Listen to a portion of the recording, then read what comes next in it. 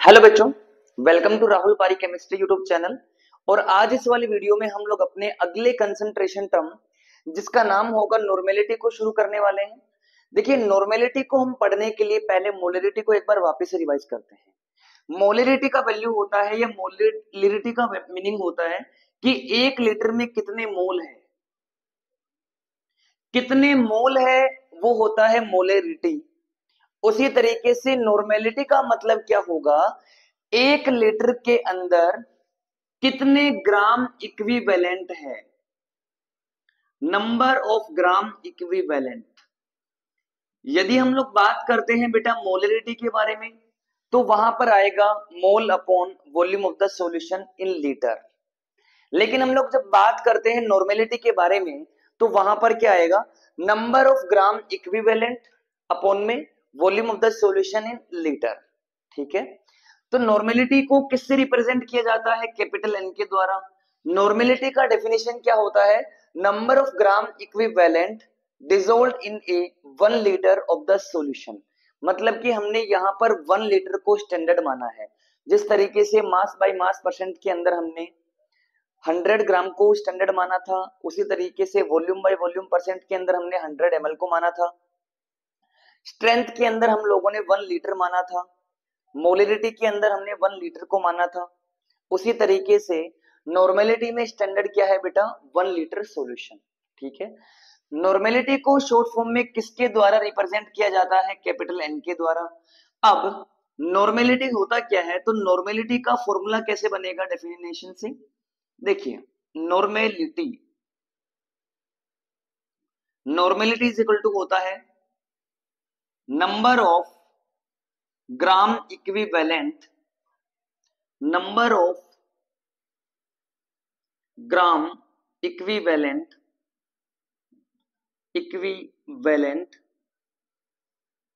Upon volume of the solution,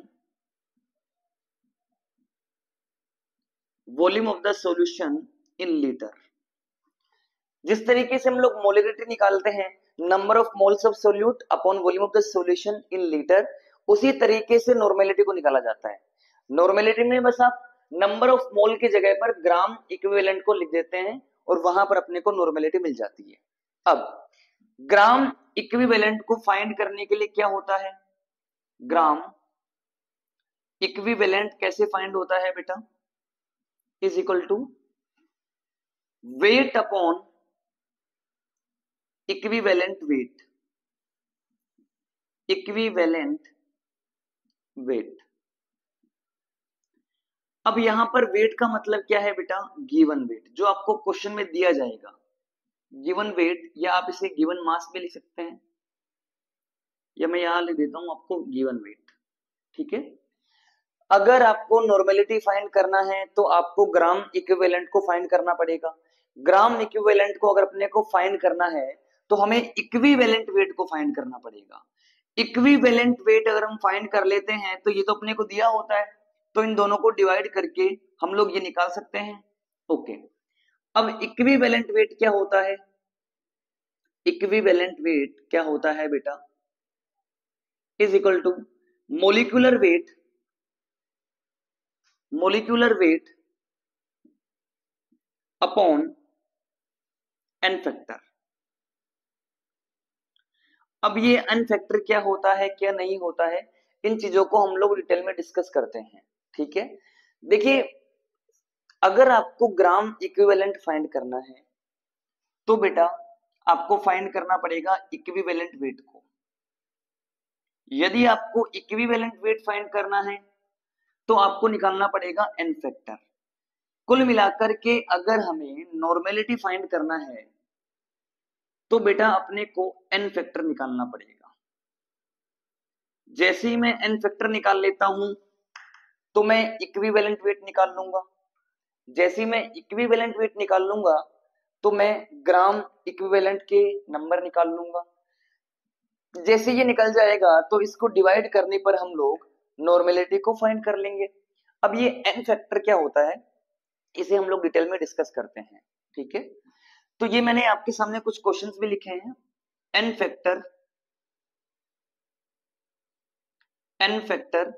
या इसे कई बुक्स के अंदर वैलेंसी फैक्टर भी कहा जाता है, वैलेंसी फैक्टर। अब देखिए एन फैक्टर को फाइंड करने के दो तरीके होते हैं। पहले वाला तो होता है बेटा रिडोक्स मेथड, और आगे वाला होता है नॉन रिडोक्स मेथड। आगे वाला होता है नॉन रिडोक्स मेथड। अब देखिए जब हम लोग बात कर रहे हैं अपने सॉल्यूशन चैप्टर के बारे में, तो मैंने आपको पहले दिन ही कहा था कि यहां पर हमें किसी भी रिएक्शन को कंसिडर करके नहीं चलना है। सॉल्यूशन में जो आप लोग मिक्सचर बनाते हैं होमोजेनियस, उनके कंपोनेंट के बीच में आपस में कभी रिएक्शन नहीं होती है। तो बेटा जब रिएक्शन नहीं होगी तो वहां पर कोई इलेक्ट्रॉन का ट्रांसफर भी नहीं होगा।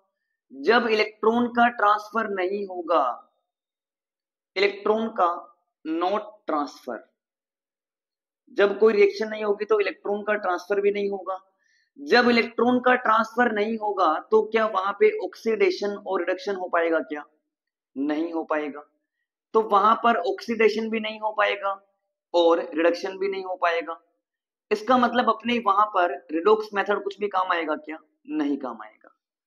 तो बेटा एन फैक्टर निकालने के दो मेथड होते हैं। अभी हम लोग अपने सॉल्यूशन चैप्टर में कौन सा निकालेंगे?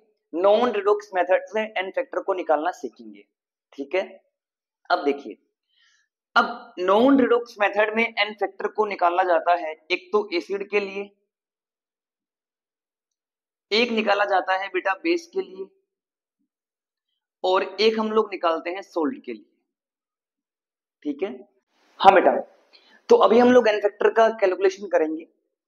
तो एन फैक्टर का कैलकुलेशन एक हम लोग निकालेंगे एसिड के लिए, एक हम लोग निकालेंगे बेस के लिए, और एक हम लोग निकालेंगे सोल्ट के लिए।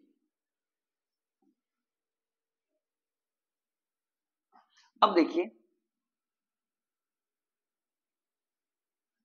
यदि आपको एसिड का एन फैक्टर फाइंड करना है ना, तो उसके लिए देखा जाता है बेसिसिटी।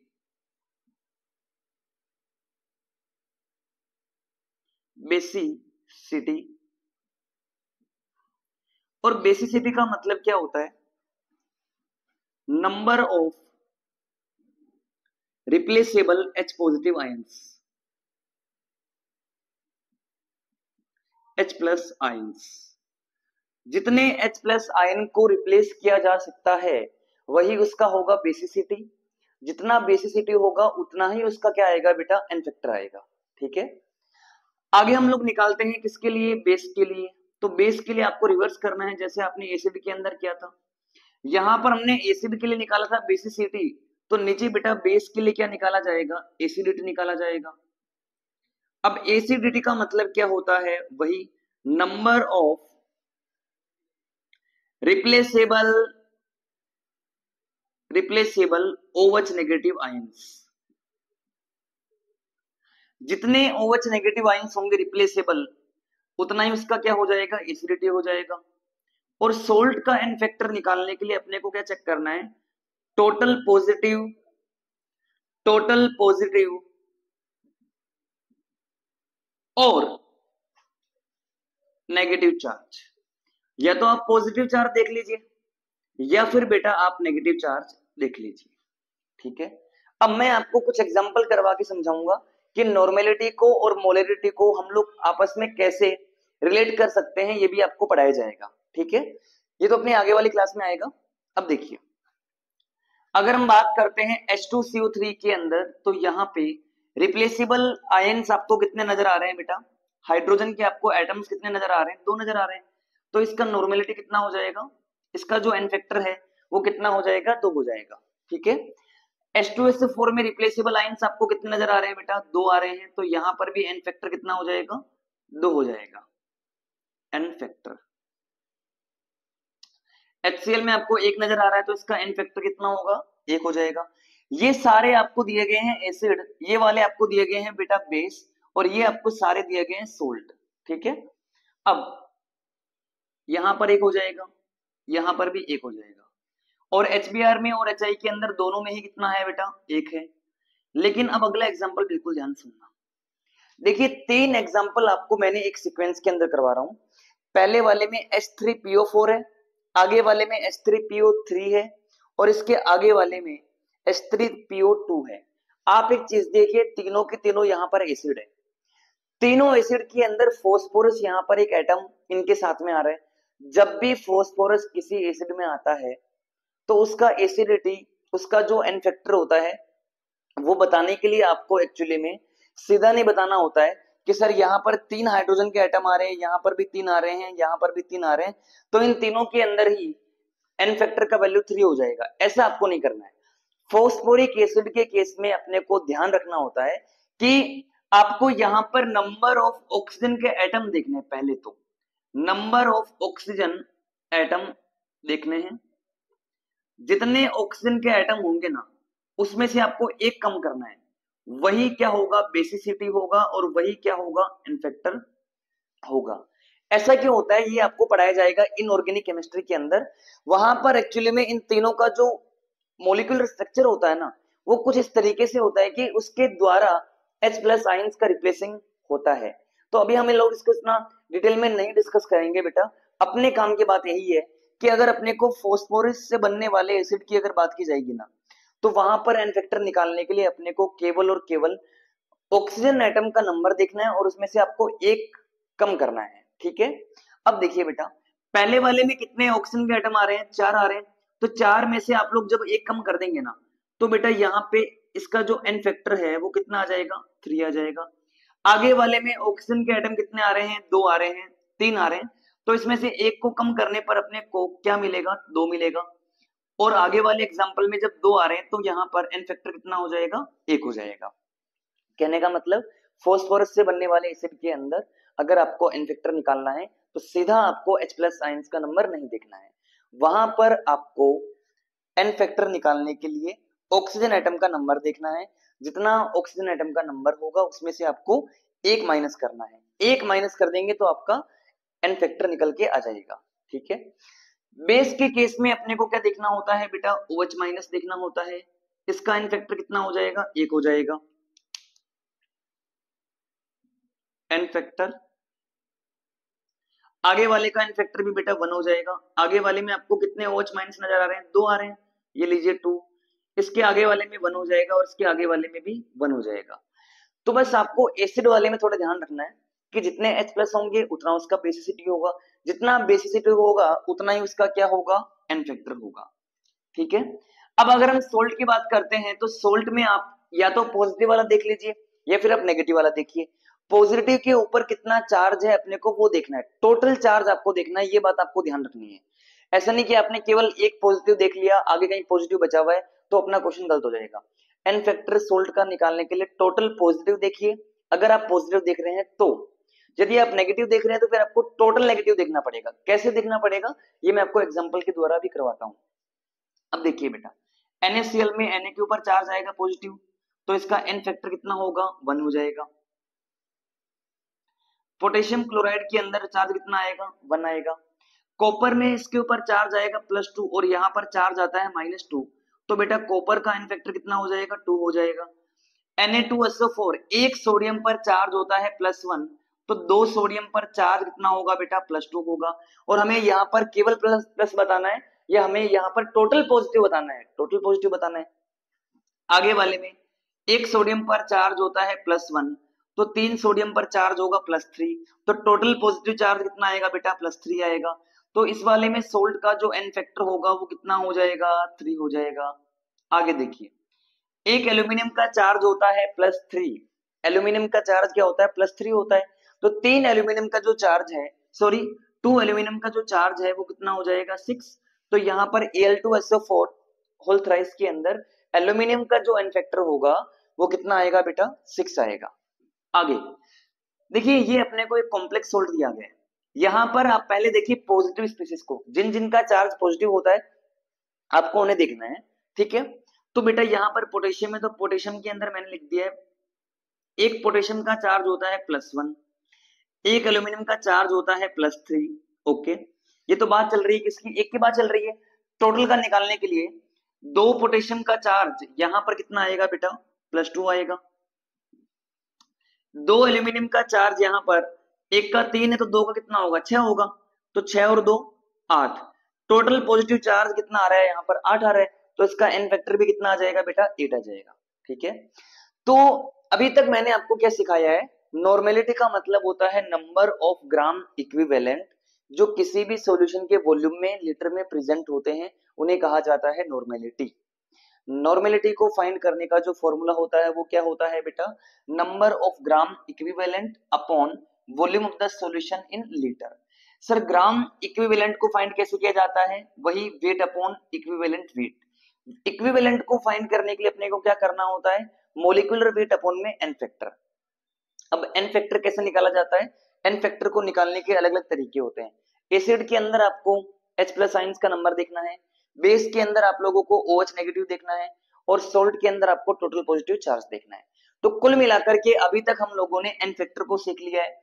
जब हमने एन फैक्टर को सीख लिया, इसका मतलब हमने इसको डिवाइड करके इक्विवेलेंट वेट को सीख लिया। जब इक्विवेलेंट वेट हमने फाइंड कर लिया तो वहां पर ग्राम इक्विवेलेंट वेट अपने को मिल जाएगा, और दोनों को डिवाइड कर दिया जाएगा तो हमें क्या मिल जाएगा, नॉर्मेलिटी मिल जाएगा। ठीक है, अब देखिए बेटा कई बार क्वेश्चन में क्या होता है कि हमें कोई मान लीजिए सोल्ट है, उसका अपने को कंसंट्रेशन दिया गया है, या सोल्ट का हमें गिवन मास दिया गया है, तो वहां पे हम लोगों के लिए ये बार बार इतना डिवाइड करना थोड़ा एक्चुअली में टफ हो जाता है, और कई बार हम जल्दबाजी में गलत भी कर देते हैं।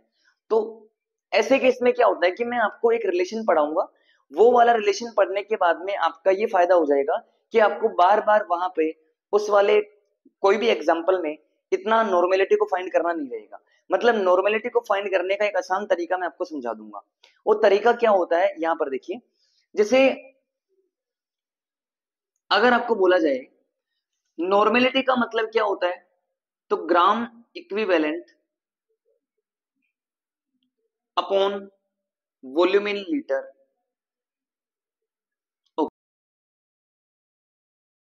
को निकालने का फॉर्मूला क्या, absolute upon equivalent weight. Okay, equivalent weight को absolute upon N factor. Okay, अब आप मुझे बताइए यहां से जब मैं इक्विवेलेंट वेट को ऊपर लेके जाऊंगा ना, तो वो क्या आएगा, WP। इसे मैं समझाने के लिए आपको 1 से डिवाइड कर रहा हूं, ठीक है बेटा। तो WB/1 अपॉन इक्विवेलेंट वेट की जगह पर मैं क्या लिख सकता हूं, MB/N। तो मोलिकुलर वेट अपॉन में N। जब आप इसे आगे सोल्व करेंगे तो ये आपको पता होगा, ये वाला कहां पर मल्टीप्लाई होगा, नीचे होगा, और ये वाला जो है वो कहां पर मल्टीप्लाई होगा, यहां पर मल्टीप्लाई होगा। तो बेटा gram equivalent weight is equal to क्या आ जाएगा, gram equivalent weight is equal to क्या आ जाएगा, यहां पे ग्राम इक्विवेलेंट वेट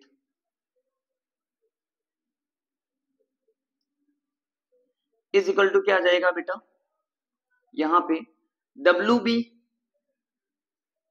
इंटू में N upon MB into 1। Okay, gram equivalent का जो वैल्यू है वो कितना आ चुका है, given weight into n factor upon molecular weight of the solute. देखिए चैप्टर को शुरू करने से पहले भी मैंने आपको कहा था कि पूरे चैप्टर में सोल्यूट को लिखा जाएगा बी के द्वारा और सोलवेंट को लिखा जाएगा ई के द्वारा। ठीक है, अब देखिए बेटा नॉर्मेलिटी इज इक्वल टू होता है ग्राम इक्विवेलेंट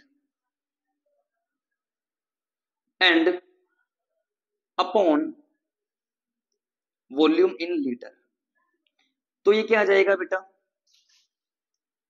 ग्राम इक्विवेलेंट क्या है, ये पूरा ग्राम इक्विवेलेंट है, तो weight into n factor upon molecular weight into VL। इसका मतलब क्या है, वॉल्यूम इन द लीटर। अब देखिए बेटा 11th में आपने पढ़ा होगा given weight upon molecular weight को क्या कहा जाता है, मोल कहा जाता है, is equal to mole into n factor upon molecular weight into n factor upon में वॉल्यूम इन द लीटर। और कल ही हम लोगों ने पढ़ा है कि मोल अपॉन वॉल्यूम जो होता है वो क्या होता है बेटा, मोलरिटी होता है। तो मैं यहां पर मोल अपॉन वॉल्यूम को क्या रिप्लेस कर सकता हूं, मोलरिटी से। तो नॉर्मेलिटी इज इक्वल टू क्या हो जाएगा, मोलरिटी इंटू एन फैक्टर। ये अपने पास में नॉर्मेलिटी को निकालने का जो तरीका है वो आ जाएगा, और आपको इसी रिलेशन को याद रखना है। तो देखिए, नॉर्मेलिटी को फाइंड करने का एक इजी तरीका मैंने आपके सामने डिराइव कर दिया है कि जब भी अपने को सॉल्यूशन में नॉर्मेलिटी को फाइंड करना होता है तो वहां पर हम लोग क्या करते हैं, सीधा मोलरिटी को फाइंड कर लेंगे। मोलरिटी को फाइंड करने के बाद में उसको किससे मल्टीप्लाई कर दिया जाएगा, उसके एन फैक्टर के साथ में मल्टीप्लाई कर दिया जाएगा। ये रिलेशन कैसे आता है ये मैंने आपको पूरा डिराइव करके समझा दिया है, लेकिन आपको फाइनल कंक्लूजन वही ध्यान रखना है। क्या ध्यान रखना है बेटा, कि नॉर्मेलिटी इज इक्वल टू होता है मोलरिटी इंटू एन फैक्टर। ठीक है, ये वाला रिलेशन आपको ध्यान रखना है।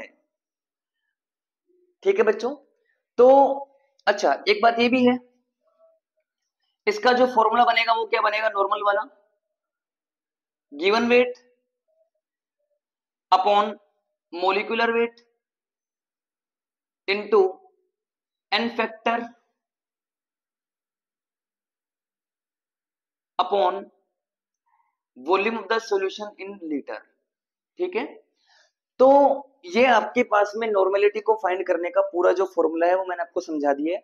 यदि इक्वेशन में आपको ये लीटर में नहीं दिया गया है, यदि आपको लीटर में नहीं दिया गया तो आप क्या करेंगे, सीधा इसको ऊपर 1000 से मल्टीप्लाई कर देंगे। ठीक है बेटा, तो इस वाली क्लास में आपको मैंने एक आसान भाषा में नॉर्मेलिटी को समझाने का प्रयास किया है। एक बार मैं इसको क्विक रिवीजन के हिसाब से आपको वापस से पढ़ा देता हूं। ठीक है, अगर अपने को नॉर्मेलिटी फाइंड करना है तो हमें ग्राम इक्विवेलेंट फाइंड करने पड़ेंगे, और उसको वॉल्यूम ऑफ द सॉल्यूशन से आप डिवाइड कर देना। जैसे ही आप उसको डिवाइड कर देते हैं तो आपको क्या मिल जाएगा, नॉर्मेलिटी मिल जाएगा। ग्राम इक्विवेलेंट को फाइंड करने के लिए हमें क्या करना पड़ेगा, वेट अपॉन इक्विवेलेंट वेट करना पड़ेगा। सर इक्विवेलेंट वेट कैसे निकलता है, तो मोलिकुलर वेट को एन फैक्टर से डिवाइड कर दीजिए। सर ये एन फैक्टर कैसे निकलता है, तो एन फैक्टर को निकालने के दो मेथड होते हैं, पहले वाला होता है रिडॉक्स मेथड और आगे वाला होता है नॉन रिडॉक्स मेथड। अभी हम लोग सॉल्यूशन में कोई रिएक्शन नहीं करवाएंगे, कोई इलेक्ट्रॉन का गेन नहीं होगा, कोई इलेक्ट्रॉन का लॉस नहीं होगा। जब इलेक्ट्रॉन का गेन नहीं होगा, लॉस नहीं होगा, तो वहां पर कोई भी ऑक्सीडेशन कोई भी रिडक्शन नहीं होगा। जब ये नहीं होगा तो वहां पर रिडॉक्स भी नहीं होगा। तो हम लोग केवल और केवल कौन सा कंसिडर करने वाले हैं, नॉन रिडॉक्स को कंसिडर करने वाले हैं। नॉन रिडॉक्स के अंदर पहले हम फाइंड करते हैं एसिड के लिए, बाद में फाइंड करते हैं बेस के लिए, और बाद में हम लोग फाइंड करते हैं सोल्ट के लिए। ठीक है, अब आप एसिड के लिए अपने को क्या फाइंड करना है बेटा, बेसिसिटी को फाइंड करना है। बेसिसिटी का मतलब क्या होता है, number of replaceable H positive ions. Base के लिए क्या करते हैं, फाइंड एसिडिटी। एसिडिटी का मतलब क्या होता है, number of replaceable OH negative ions. Salt के लिए आपको क्या देखना होता है, टोटल पॉजिटिव और टोटल नेगेटिव चार्ज। ठीक है, अब इन सभी में आपको क्या देखने हैं, हाइड्रोजन के नंबर देखने हैं। आप वो देख करके उसका बेसिसिटी बता दीजिए और उसके हिसाब से आपको एन फैक्टर मिल जाएगा।